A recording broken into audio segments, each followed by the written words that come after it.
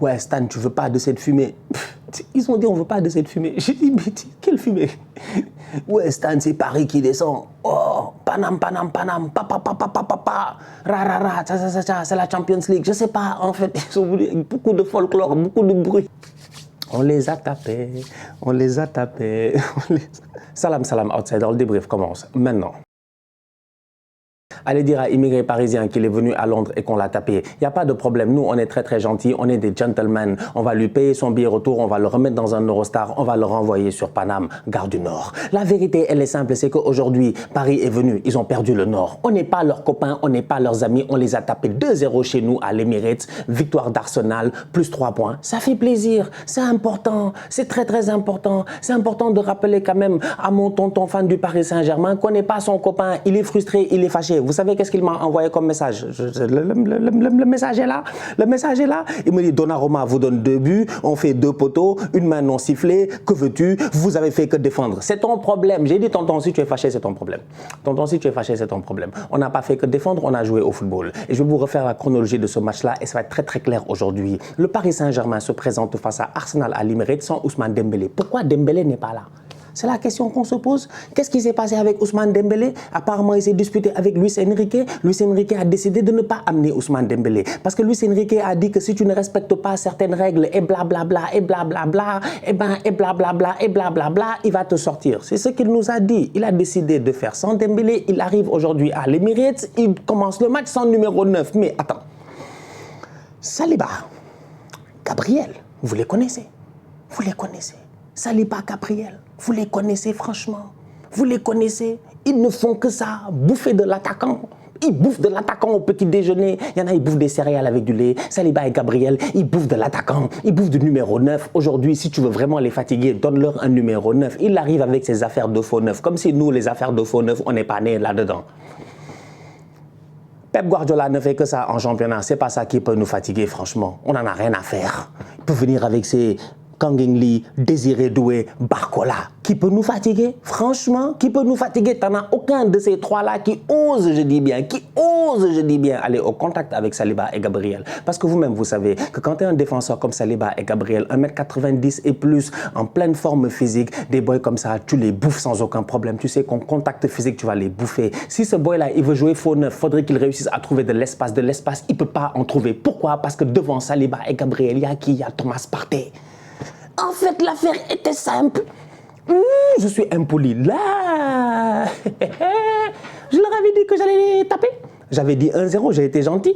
Finalement, ça a été 2. Je savais qu'on allait les taper. C'est que tactiquement parlant, il n'y avait pas de moyen pour que le Paris Saint-Germain vienne et s'en sorte. Franchement. Donc du coup, mon tonton, il a beau me dire, parce que son avis de frustré là, ça c'est son problème, sincèrement. Je suis foutu. Ouh, on va me gronder. Mais c'est pas grave, c'est pas grave. C'est mon débrief, c'est ma vidéo, je fais ce que je veux. Tonton, ton avis de frustré là, c'est ton problème. Donnarumma nous a donné 2 buts. Ok, mais les 2 buts, on les a créés. Pourquoi? Parce qu'offensivement parlant, vous n'avez jamais réussi à nous bouger en première mi-temps. Vous êtes là, vous ne pouvez absolument rien faire. On va être sérieux? Ok. C'est vrai, c'est un match de foot. Tu peux toucher le poteau. Manchester United a joué ce week-end. Ils se sont fait taper par Tottenham. Garnacho a touché le poteau.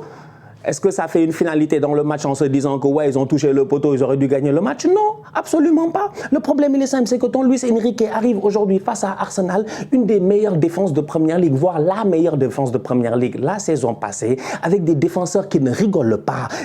Vous avez vu Timber aujourd'hui, comment il collait Barcola en première mi-temps, comment Barcola était là même en train de regarder Luis Enrique en lui disant « c'est chaud ». Parce que Barcola n'a pas beaucoup d'espace, parce qu'on ne va pas lui donner l'opportunité d'avoir de l'espace. Parce qu'on ne sait faire que ça à défendre. Donc du coup, tu as une équipe du Paris Saint-Germain qui se présente 109. 109. Vos affaires de faux neuf là, ça peut marcher face à des petites équipes à gauche et à droite. Mais nous, on est sérieux. Tu arrives 109, mais mes défenseurs centraux, ils paniquent pas trop. Les boys sur les côtés, ils arrivent à s'en sortir. Et puis au milieu de terrain, ton faux neuf, il trouve pas beaucoup d'espace. Donc du coup, en termes de connexion, c'est beaucoup plus compliqué. Donc on a cet ascendant dans ce jeu-là. Franchement, aujourd'hui, j'ai vu une belle équipe d'Arsenal en première mi-temps. J'ai vu une équipe d'Arsenal jouer différents types de football. Et depuis le début de la saison, je ne cesse de vous le dire, on est capable de jouer dans le même match plusieurs matchs de football. On joue face au Paris Saint-Germain aujourd'hui. On est capable, en deuxième mi-temps, de leur laisser le ballon. C'est ce qu'on a fait. À partir de la 60e minute de jeu, on leur a laissé le ballon. C'était un remake de Arsenal-Manchester City. Sauf que nous, on était à 11 contre 11, au lieu de 10 contre 11. On était tous dans le moitié de terrain. On a tous défendu. On a tous défendu. C'est ça qui l'a frustré, mon tonton. C'est pour cela qu'il a fini en disant « vous n'avez fait que défendre ». C'est ça qui l'a frustré. On a tous défendu. Pourquoi on a défendu? Pourquoi on a défendu? C'est la question qu'il faut se poser. Quand je vous dis que Mikel Arteta, c'est pas un fou. Arteta, il m'énerve des fois. Il m'énerve. On s'entend pas toujours. Mais je sais qu'Arteta, franchement, je l'ai traité de tocard. C'était au début. Franchement, Arteta n'est pas fou. C'est pas un tocard. Arteta, ça fait depuis la saison passée qu'Arsenal, plusieurs fois dans les matchs, des fois, on laisse le ballon à l'adversaire parce qu'il sait que ces boys ont mis l'intensité qu'il faut en première mi-temps. Parce qu'il sait qu'en première mi-temps, on a eu l'intensité qu'il fallait et on l'a vu à travers Calafiori, à travers Timber, à travers Trossard, à travers le pressing de Kai Havertz, à travers le travail de Bukayo Saka, à travers les replis de Martinelli. On a vu énormément de travail, je dis bien, de la part de ces boys-là en première mi-temps. En deuxième mi-temps, au moment où tu sens que les gars commencent à être un tout petit peu émoussés et que le rythme du match jeudi est en train de prendre le dessus sur toi, qu'est-ce que tu fais? Tu recules, tu apprends à défendre. On l'a fait face à Manchester City pendant 45 minutes. Quand à la 60e minute, le PSG avait le ballon, je te jure, j'avais aucune peur. J'étais prêt à sortir, faire le tour du quartier, aller acheter du pain, revenir, cuisiner et tout. Je savais qu'il n'allait pas marquer. Vous, City n'a pas marqué? C'est John Stones, c'est Jean-Pierre qui est venu nous crucifier à la dernière seconde. 45 minutes, City n'a pas marqué. À 10 contre 11, c'est pas Paris qui allait marquer. Parce que je sais que les boys là, ils savent faire que ça, défendre. Un peu de chance, poteau, baraka, ça fait partie du football, on prend. Mais ils savent faire que ça. Et pendant ce temps-là, 60 minutes où tu te défends, qu'est-ce que tu fais? Tu essaies de sortir en contre. Tu essaies de sortir en contre. Il y a 2-3 ballons là, si ça passe, ils sont morts. Il y a 2-3 ballons là, si ça passe, je dis bien, ils sont morts. C'est parce que le ballon est contré, machin, les boys ne se gèrent pas, les Saka, tout ça, les gars ne se gèrent pas pour prendre la profondeur réellement. Paris défend bien aussi et tout, mais le PSG joue très haut, Arsenal joue très bas, on défend bien, ils sont en train de se donner, de se fatiguer, de s'énerver, de se frustrer. Oui, Kolo Muani, il y a faute sur lui, que veux-tu? L'arbitre n'a pas sifflé, il ne s'est pas géré, il y a faute, c'est en dehors de la surface, donc il n'y a pas pénalty. Mais bref, il y a faute. Donc tout ça, on est d'accord. Saliba, il prend le ballon. Je suis désolé quand même, franchement, je pense que Saliba, il prend le ballon. Bon, peut-être que vous me direz que je suis de mauvaise foi parce que je suis un fan d'Arsenal. Mais voilà, donc pour moi, franchement, aujourd'hui, Paris a déjoué parce que Luis Enrique a été têtu. Encore une fois, c'est Luis Enrique. C'est Luis Enrique, il vient avec son système de jeu, il se fait bouffer et c'est compliqué. Tu ne peux pas jouer 90 minutes en espérant des phases de jeu et des fulgurances sur des débordements de Achraf Hakimi, quelques petites, j'ai envie de dire, projections du boy Neves ou Zahir Emery, mais c'est insuffisant. C'est insuffisant. Kolo Muani, il est rentré, ça a rentré. Elle a été compliquée, c'était insuffisant. Les boys défensivement, ils étaient déjà solides. Je vous dis, on sait faire que ça à défendre. En fait, les supporters du PSG, je pense qu'il y en a beaucoup, ils ne regardent pas Arsenal, ils ne nous connaissent pas. En fait, ils ne nous connaissent plus. Ils ne savent pas que nous, on n'encaisse pas. Nous, on n'encaisse pas. On n'encaisse pas. Quand on encaisse, on est frustré. Les gars sont fâchés. Ils sont fâchés, en fait. Ils sont tellement fâchés. Vous ne pouvez pas imaginer. Ils auraient gagné le match 2-1, ils auraient été fâchés. 2-1, ils auraient été fâchés. Il faut voir comment les Gabriel, les Saliba et les Raya, ils célèbrent à chaque fois qu'ils finissent un match avec un clean sheet.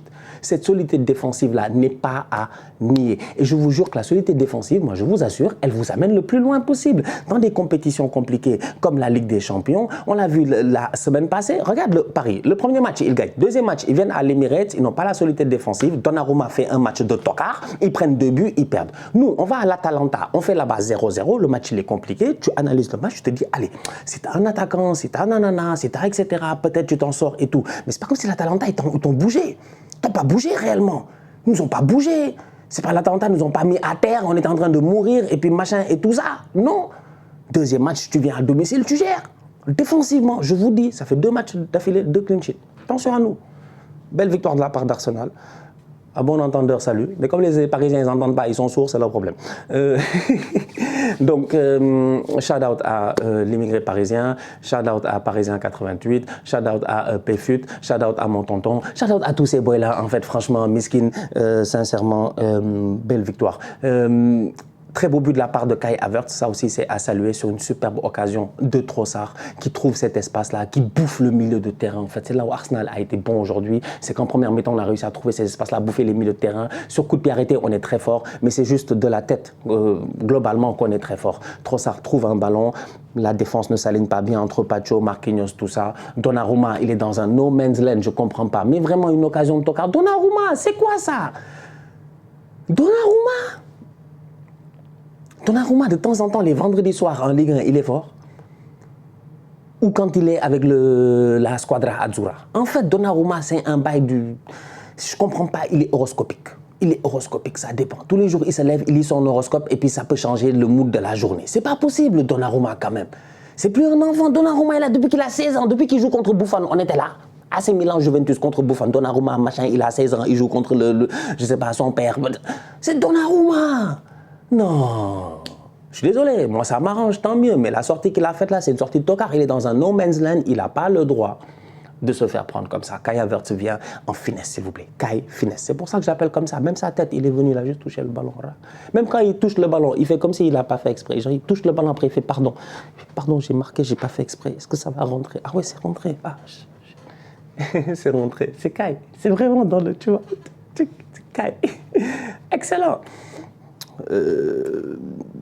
Facile quoi en fait, franchement ça a été facile aujourd'hui, ça a été trop facile, on n'est pas leurs amis, je suis très content aussi pour Saka, très content pour Bukayo Saka, ça fait plaisir, ça fait du bien, on est fort, on est bon, on a fait un bon match, de Ligue des Champions, mais pas face à une équipe très forte, pour moi c'est ça là, c'était... Ça, les Parisiens, ils ont beaucoup parlé. Moi, je m'attendais, j'avais peur. Moi, je vais pas vous blaguer, j'avais peur un peu. Mais là, quand j'ai vu le truc, je dis, lui, il va venir avec Kang In Lee, Désiré Doué et Barcola. Genre, info neuf, des gars qui vont s'infiltrer, machin, ça va nous faire peur. Comme si nous, on vit pas ça chaque samedi, chaque dimanche en Première Ligue. Depuis 3 ans, on est traumatisé par ça. Et encore une fois, je le répète, tu ne peux pas. Tu demanderas à n'importe quel professionnel, je dis, n'importe quel défenseur central professionnel au monde, et tu lui dis, s'il a confiance en son milieu de terrain défensif, le gars qui est devant lui, en toute honnêteté, il s'en fout du faux neuf. Si le faux neuf, encore une fois, c'est pas Léo Messi, ou ce calibre de joueur-là, et qui n'a pas le physique, en fait, pour le bouger. Ils peuvent pas venir au contact. Ils peuvent pas. Partez, il était là à récupérer. Il prend des longues cannes là. Il prend le ballon. Partez, il était là à récupérer des ballons sans stress. Declan, la même chose. En fait, ça devient difficile de nous bouger si tu viens sans cela. Donc, écoute, c'est pas la finalité, mais voilà. En tout cas, on les a tapés. Et miskin de tonton, il veut même plus. Tu vois, là, je pense qu'il a disparu des réseaux. Ouf, Dieu merci, il n'y a pas de match retour. Tant mieux. Victoire 2-0. Au revoir. On oublie le PSG. Peut-être on se recapte en mars. Avec un peu de chance, qui sait. La famille, on se capte très bientôt pour une nouvelle vidéo. D'ici là, on continue à liker, on continue à partager, on s'abonne. On est ensemble, on reste en santé, c'est toujours le plus important. Tous outsiders.